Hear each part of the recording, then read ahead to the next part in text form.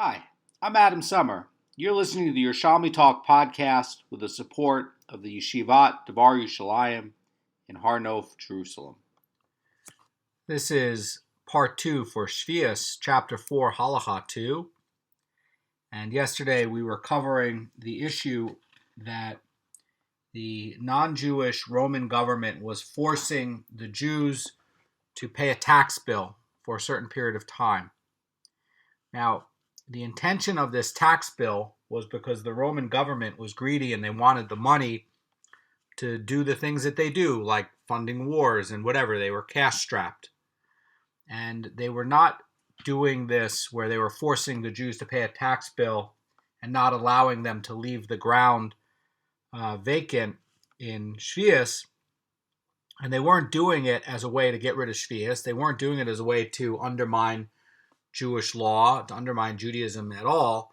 They were doing it because they wanted money, and they had a use of the money. Now, there was another case that came up yesterday. There was a non-Jewish general who used to force Jewish people to bake on Shabbat. Now, why was he forcing them to bake on Shabbat? Was it because he was trying to erase Judaism? No, he wasn't trying to erase Judaism. He was just wanted to eat fresh, warm bread, and he wanted to eat it every day, including on Shabbat. So this was not an act to try to undermine Judaism. And so, too, in the case of plowing the field, the question comes up and says, well, if you're plowing the field on Sheviis, it's a desecration of Hashem's name. You're violating the commandments. And so then they were ruling, how can it be that you've allowed somebody to go and plow during this time on Sheviis to pay this Roman tax bill? How can you allow this ruling? And the answer that's coming up is, look, I'm not doing it to undermine Judaism and Jewish law, and that's going to be the allowance on it. So we were talking yesterday about whether a non-Jew can sanctify Hashem's name and if they have to die for it. And the answer is the non-Jew doesn't, but the Jew does have to sanctify Hashem's name and even die for the mitzvot if it's in public. So there's going to be an incident that's related to it, and here's how the story goes. Rabbi Abba bar Zemina was a tailor in a certain non-Jewish Aramean in Rome, and his employer brought him meat of Nevila. Now, Nevila you're not allowed to eat as a Jew, and it's a dead corpse. It's a dead corpse animal that wasn't shechted, and really the question's going to be, is he going to be allowed to transgress this in private?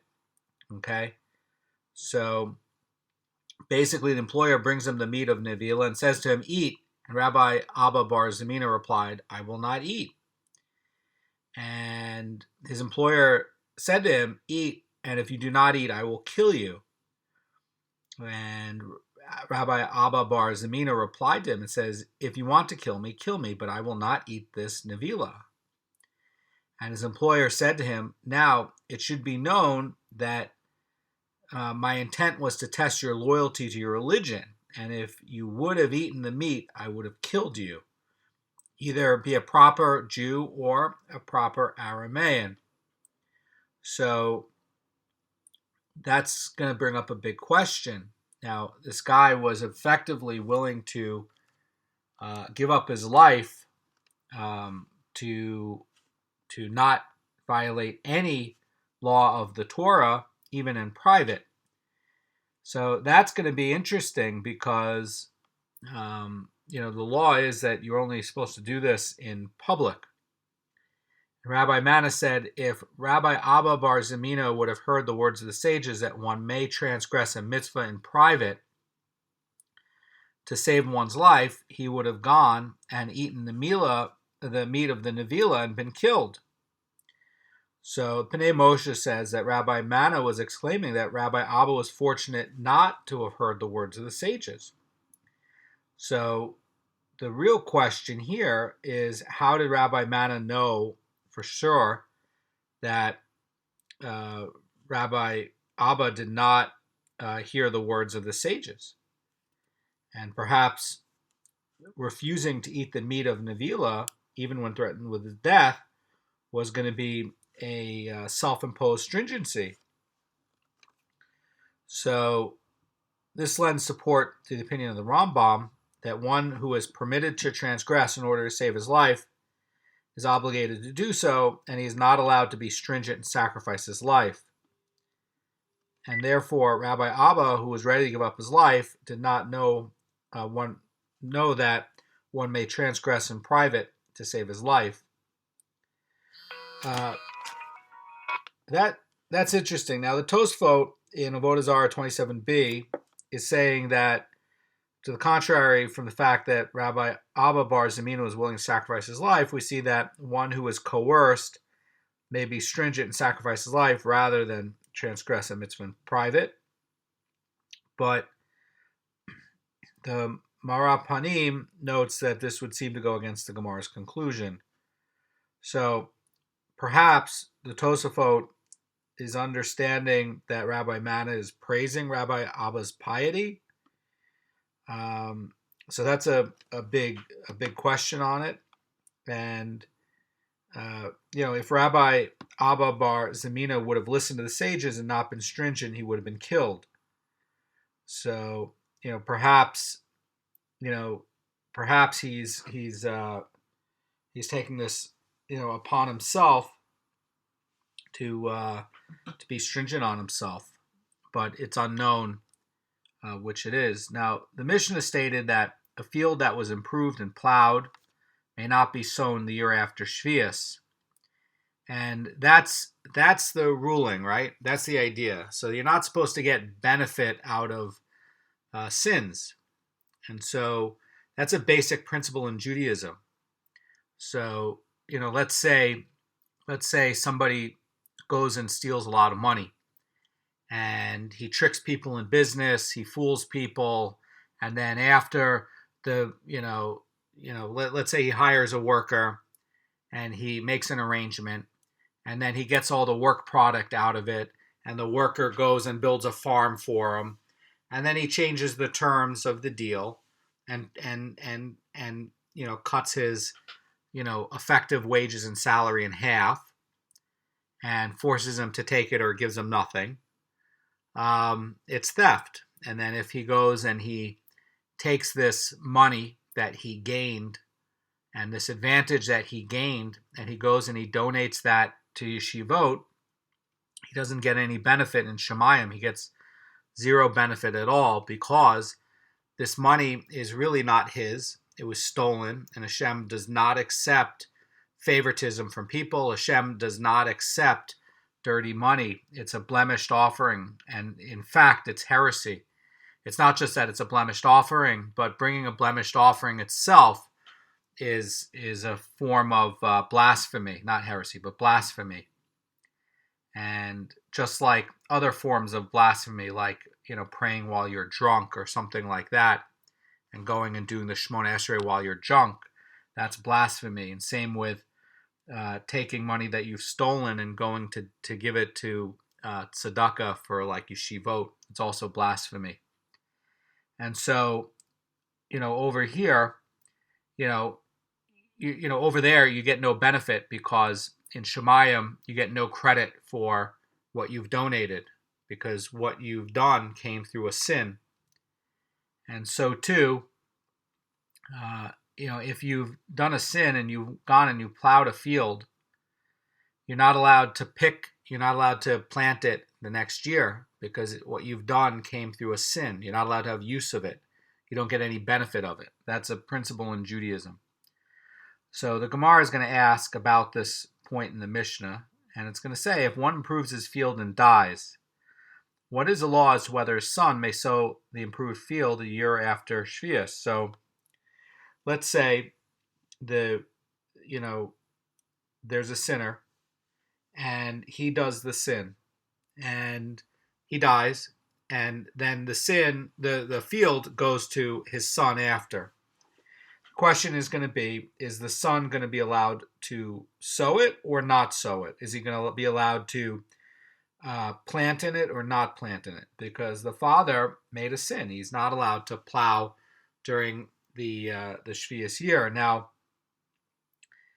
if there's a rabbinic penalty that's directed at the sinner who is no longer here, the son would be permitted to sow.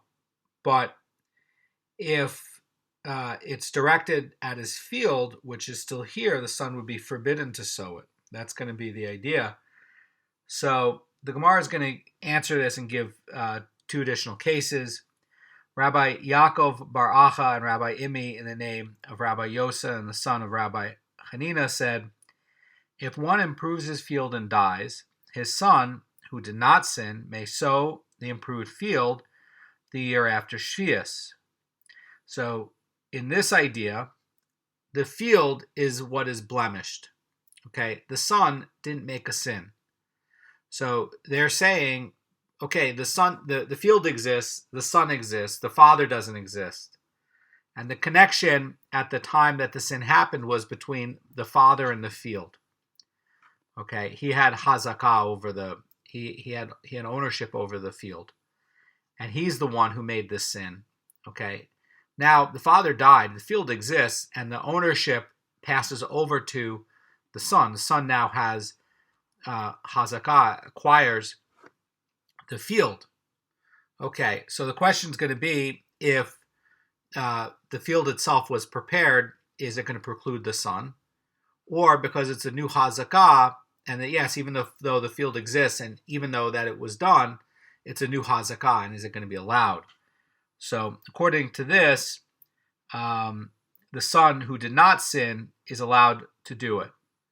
Now the Gemara is going to continue. But if one improved his field and sells it, the buyer may not sow the improved field the year after Sheviis. So what's the difference? Okay, so the difference is that one who goes and inherits an illegally improved field may sow it, but one who goes and buys an illegally improved field may not sow it. And the idea is that, by the way, the Bavli disputes the Yerushalmi's ruling regarding a bought field and maintains that it is permitted for a buyer to sow the field.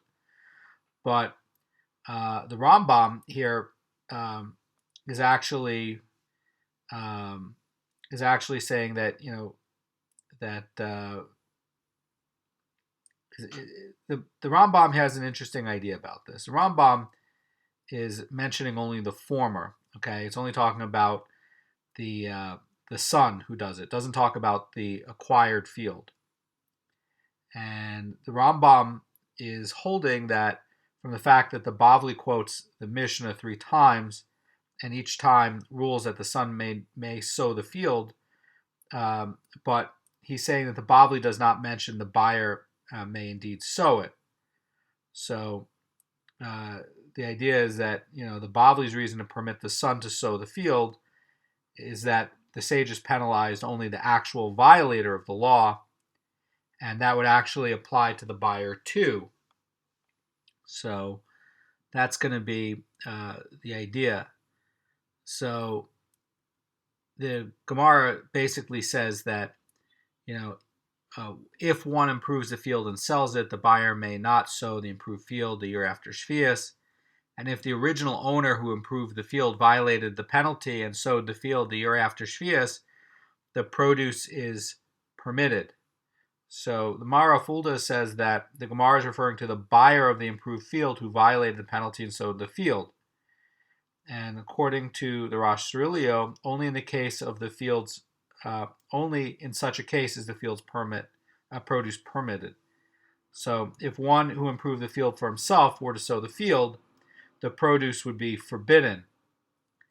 And the Gemara is going to say about this that because the sages do not impose a decree unless the public is able to comply with it.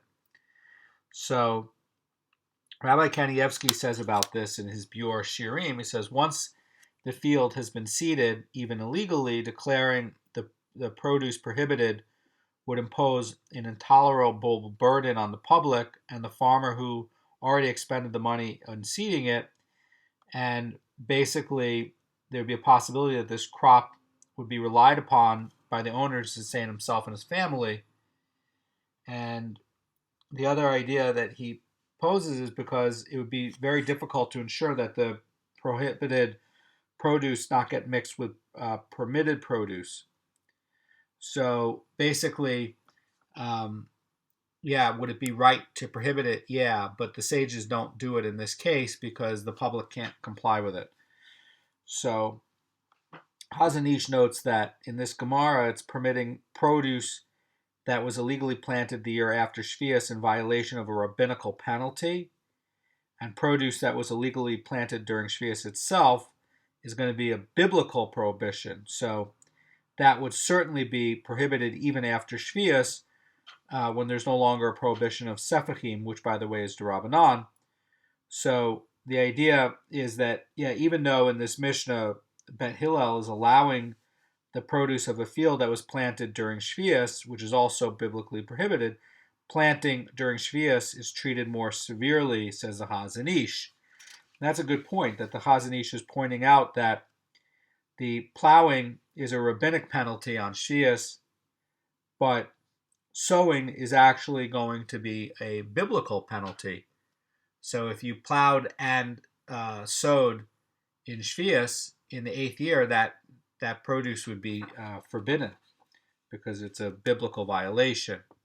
And in the other case where you plowed it, which is rabbinic, and then you sowed it, which is going to be allowed in Doraita, but it's going to be forbidden d'Rabbanan in the 8th year. If the person was plowing it in the 7th year, then that's why it's going to be allowed, because it's something on a d'Rabbanan thing. And but if this was plowed and sowed in Sheviis in the 7th year, this is going to be a biblical transgression. So then, of course, it's not allowed. So we learned that during periods of government coercion, the rabbis will temporarily permit plowing during Sheviis, and during these periods, the penalty was suspended, and one who plowed during Sheviis was permitted to sow the year after Sheviis. Now the Gemara is going to continue on this. So the Gemara says, nowadays, when there is no government coercion, if one improves and plows his field, what is the law? May he sow the year after Sheviis. So in other words, the Mara Fulda is saying that when there's no government coercion, the prohibition against plowing during Sheviis once again applies. So the Gemara asks, regarding the penalty, was the penalty merely suspended temporarily, and that's going to be during the duration of the government coercion, or is it removed permanently? So the Gemara is going to cite the opinion of Rabbi Yerushalmi, and Rabbi Yerushalmi suggested that it is permitted to sow the year after Sheviis. So he's literally saying that it's permitted to sow. Now the Gemara's question is regarding someone who plowed only one time. Now somebody who plowed a second time is certainly penalized, because even during a period of government coercion, a second plowing is forbidden and gives a penalty. So the question is going to be, if they're plowing this one time just to pay the tax bill, is he going to be allowed to sow the field in the 8th year? Now, ordinarily, you wouldn't, if a person owned the field, and if a person plowed a field in the 7th year, a person is not allowed to plant the field in the 8th year. In the cases that we were talking about before, I was talking about the cases of if a person plowed a field and then sold a field to another person, and that's what the Chazan Ish is talking about, that, if it's illegally planted the year after Sheviis, it's, a violation of rabbinical penalty. And, the main point is that, produce that's illegally planted during Sheviis itself is a biblical prohibition, so that, of course, is prohibited. But this is talking about a case that's a little bit different. This is talking about a case where the owner of the field owns the field. There's no sale. There's no death and inheritance. The guy still owns the field. And now he has to pay his tax bill. He has to plow one time and plant one time to go and have enough money to pay this tax bill that is from a coercive government, that is not trying to destroy Jewish rule. It just wants tax money to pay for things like wars. So the question is going to be that, is he going to be allowed to plant the next year? And Rabbi Yerushalmi is suggesting that he is allowed. Rabbi Yerushalmi's question, of course, is going to get questioned. Rabbi Yosef says, did Rabbi Yerushalmi not hear that one who plows nowadays during Sheviis receives lashes for rebelliousness? In other words, these are going to be rabbinically authorized lashes. And the Gemara continues. It says, did Rabbi Yerushalmi also not hear that he is rabbinically ineligible to testify? So, somebody who has so much lust to make money that he's going to do things to raise money with Sheviis produce is not allowed to be a witness. He's not a kosher witness. So somebody who has a desire for profit and it causes him to transgress rabbinical law, and in this case Sheviis, is rabbinically ineligible to testify.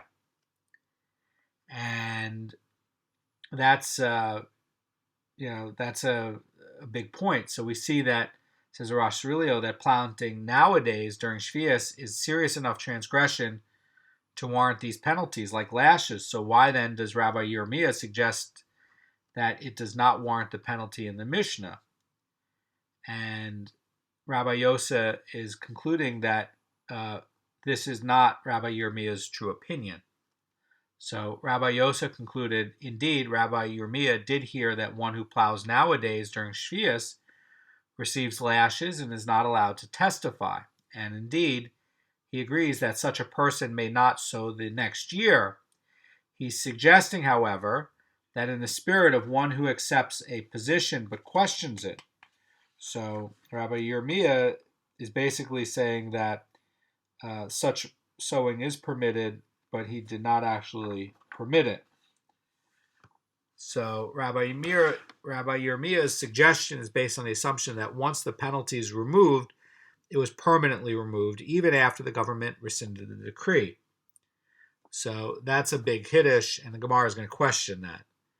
So Gemara says, Rabbi Hiskiah says, I presented the following question for Rabbi Yerushalmi regarding the question. And the question is not the government's rescission of the decree equivalent to a bet din arising and rescinding the removal of a penalty? And the penalty was basically removed only because of a government decree. And once the decree was removed, the penalty should be reinstated. So after questioning Rabbi Yerushalmi's suggestion, the Gemara is going to quote a brisa that supports it. And the Gemara says, support of Rabbi Yerushalmi's suggestion may come from the following brisa. And it says, a daughter of an Israelite, a Yisraelim, who comes to light a candle from a Kohaness may dip the wick in oil of teruma that must be burned and light it. So the idea is that oil of teruma is tamei, and it's always going to be called that oil that must be burned because tamei teruma is subject to burning. So a woman who can eat teruma, because she's a Kohen, she can't go give it out.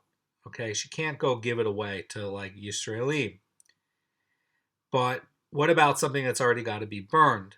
Now, a woman who is a Yisraelim cannot use truma, but there are cases. Okay, there are cases. So, if the person needs the fire and needs a fire to make a wick for Hanukkah, and they also can give the tamei truma oil to the person so that he can light a lamp and find his way home in the dark. If as long as the person's getting benefit, as long as the Kohen's getting benefit. Now, why would you allow the person who has the candle to light it on Hanukkah, because the Kohen is not getting benefit? So in the case of a Kohen, say, having a worker and giving the worker Temei Truma oil to light his lamp and go home at night is very simple. Okay, the Kohen was getting benefit from the worker being there, and if the worker couldn't go home at night, he wouldn't have come to work in the first place. So the Kohen had benefit. And so even though the Kohen isn't there while the non-Kohen is walking home using the Temei Truma oil, the Kohen still got benefit. But this case is a little bit different. This case is where the Bat Yisrael is not giving any kind of benefit to the Kohanim at all. To the Kohen, she doesn't, it's not a worker, not anything like that. What benefit is she giving?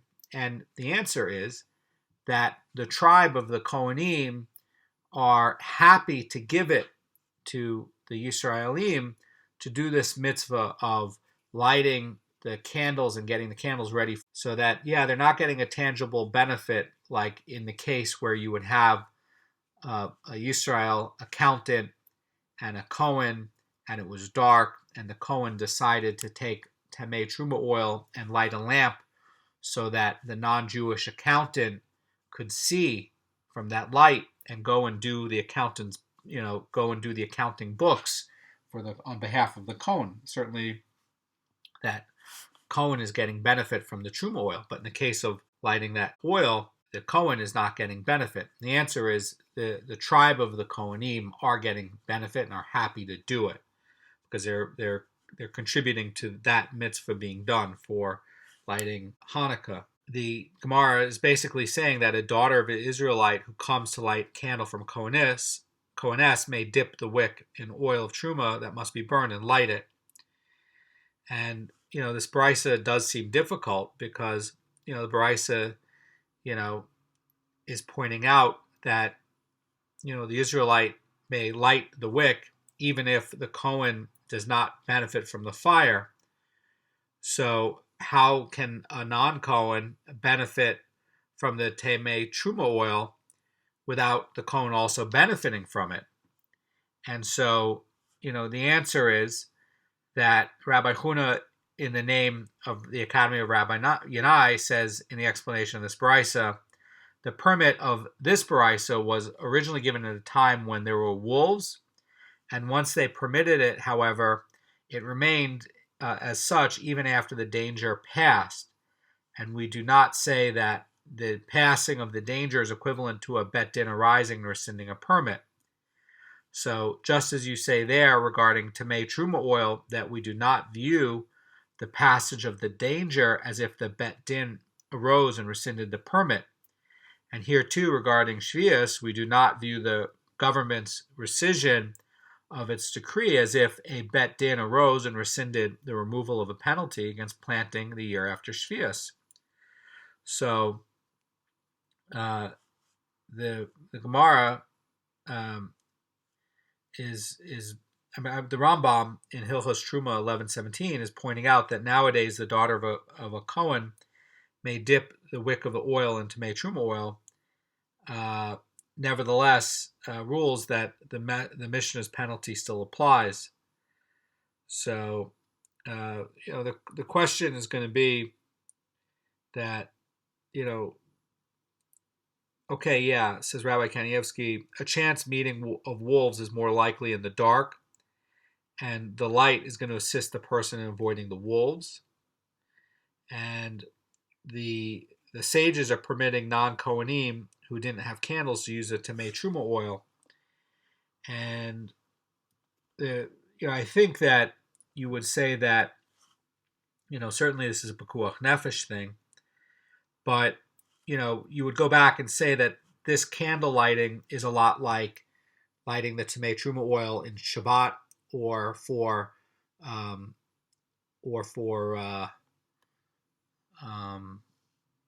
Hanukkah. Now, in the case of Shabbat, you have to mix it with some oil that is not Truma oil. So if the Kohen gave it to a Yisraelim, the Yisraelim is supposed to mix the oil. But the in the case of Hanukkah, the tribe of the Kohanim is happy to help out for that mitzvah. And I would say, too, here that the reason this is given not only is Pekuach Nefesh, but also because the tribe of the Kohanim are happy to help out with, the safety of Am Yisrael. It's a part of, loving, Am Yisrael and loving your brother. And so in a way, it's helping out in that mitzvah. And the tribe of the Kohanim are happy to do that. And the question comes that, what happens, after there's no more wolves? Are they going to be allowed to do it? And is it like a bet din coming and removing it, or is it not like a bet din coming and rescinding the permit? So,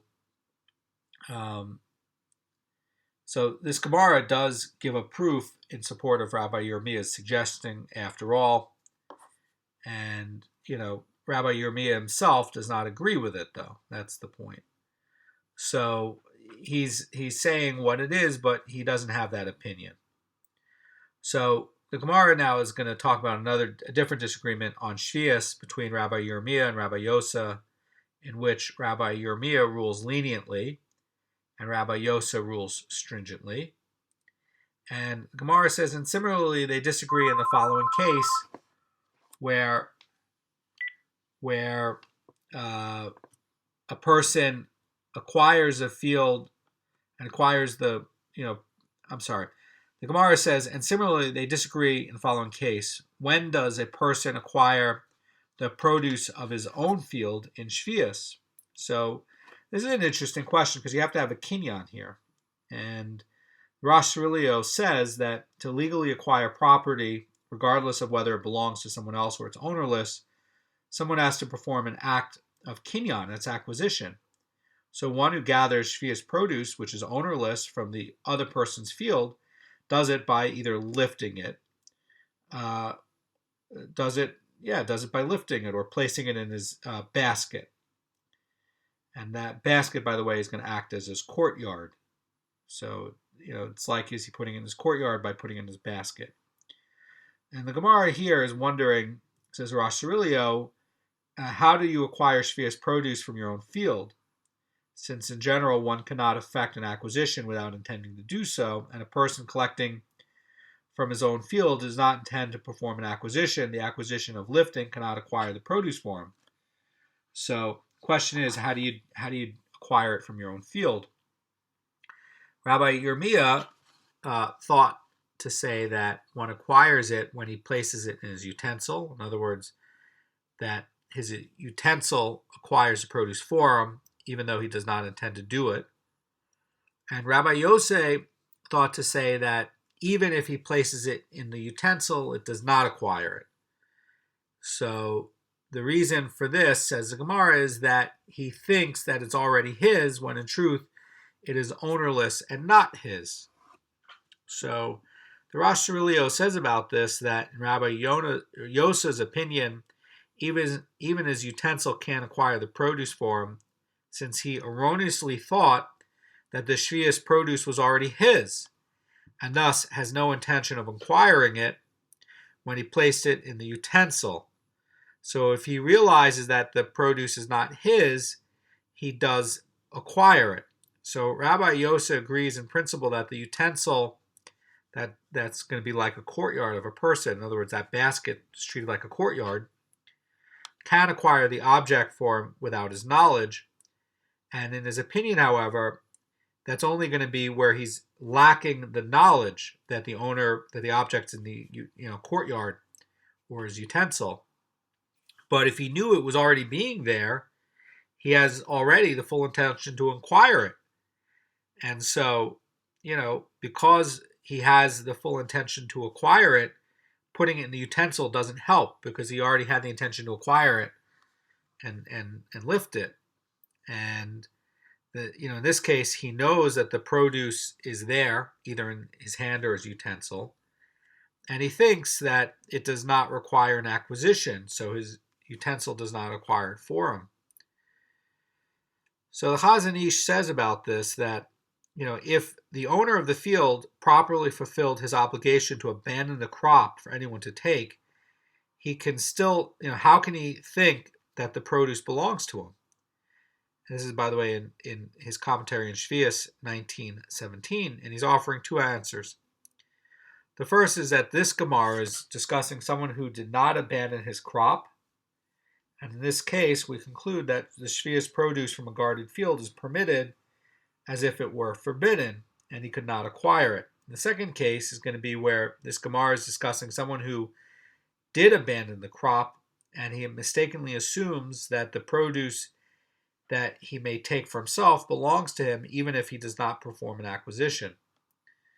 So that's a deep point. Now, Rabbi Yosef is going to cite an incident that's going to support his opinion.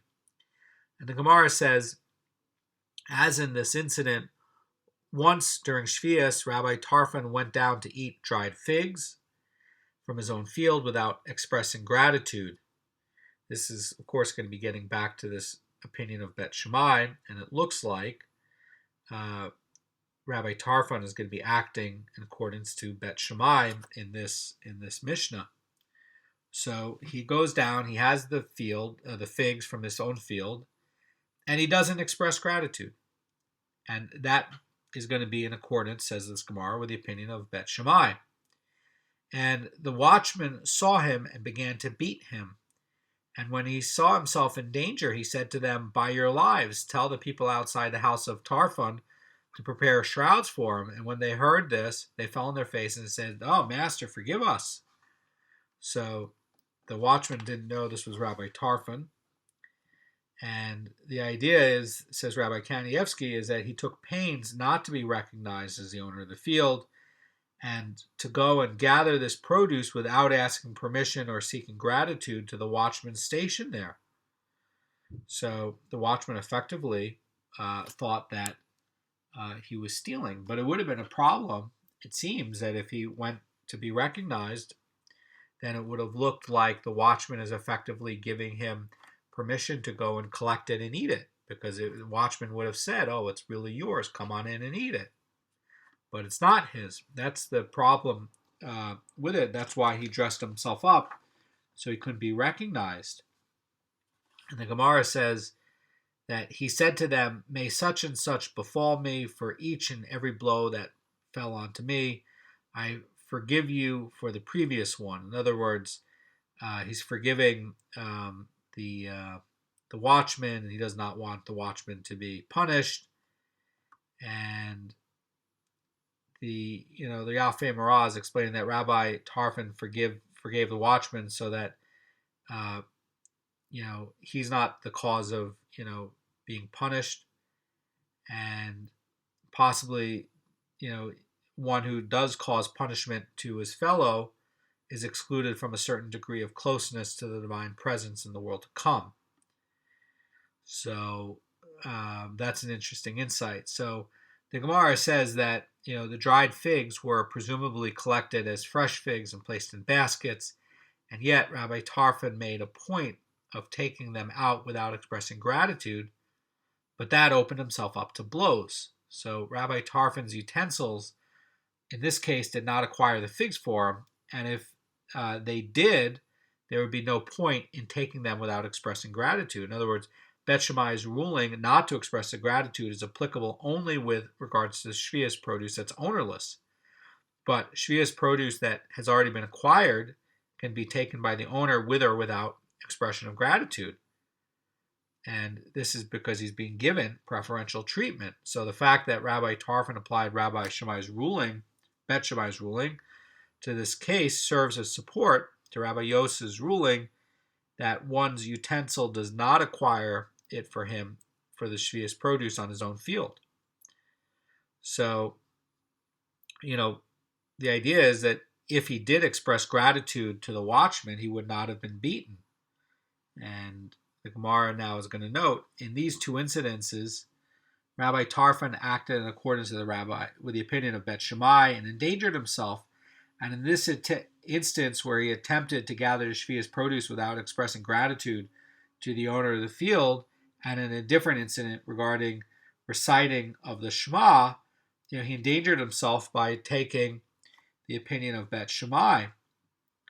And the Gemara concludes, Rabbi Abahu says in the name of Rabbi Hanina ben Gamliel, all of Rabbi Tarfon's days he fasted because of this incident, and he would say, "Woe unto me, for I have received honor from the crown of the Torah." So Rabbi Tarfon considered himself guilty of having benefited from the honor due to the Torah, although presumably the watchman would have realized and released him once he realized he was the owner of the field and not the Torah scholar.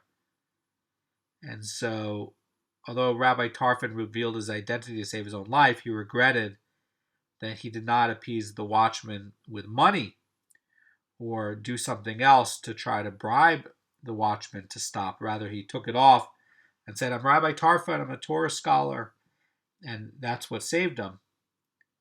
So, in the case here, there's a dispute between Bet Shammai and Bet Hillel whether somebody's allowed to thank the owner in taking the Sheviis produce without thanking the owner, and whether it's going to be permitted. And according to this reading in Idios 5:1, actually the opposite is true, and the dispute is with regards to taking Sheviis produce without thanking the owner, and thanking the owner is definitely permitted. So in this Gemara, which says that Rabbi Tarfon acted stringently and did not thank the owner, it seems to lend support to the reading of this Mishnah. So that's an interesting way to look at it. And, Rabbi Tarfon went down to eat these dried figs, and it was Rabbi Tarfon's field. One of the questions is, why does he consider himself guilty of benefiting the honor due to a Torah scholar and a Torah, and benefiting the honor due to the Torah? And the watchman could have realized that it was the owner of the field and not a Torah scholar. So, according to the Vilna Goan, when Rabbi Tarfon did not express gratitude, the watchman beat him, and upon realizing that he was a Torah scholar, he released him. And the Gemara's proof is that, says the Vilna Goan, that one's utensils does not acquire him Sheviis produce from his own field, and that's going to be from the fact that Rabbi Tarfon took the figs that were already in the owner's utensil, which is his. So if the owner's utensil can acquire Sheviis produce for him on his own field, it would have been forbidden for Rabbi Tarfon to take the figs, since the owner of the field would have already acquired them. So the idea is that perhaps the figs were already in these utensils, and so the idea is that if they were already in these utensils, then they already belong to the owner of the utensils. But by taking the figs out of these utensils, Rabbi Tarfon is showing a halacha that the utensils did not acquire this produce that's Sheviis produce. Have a great day.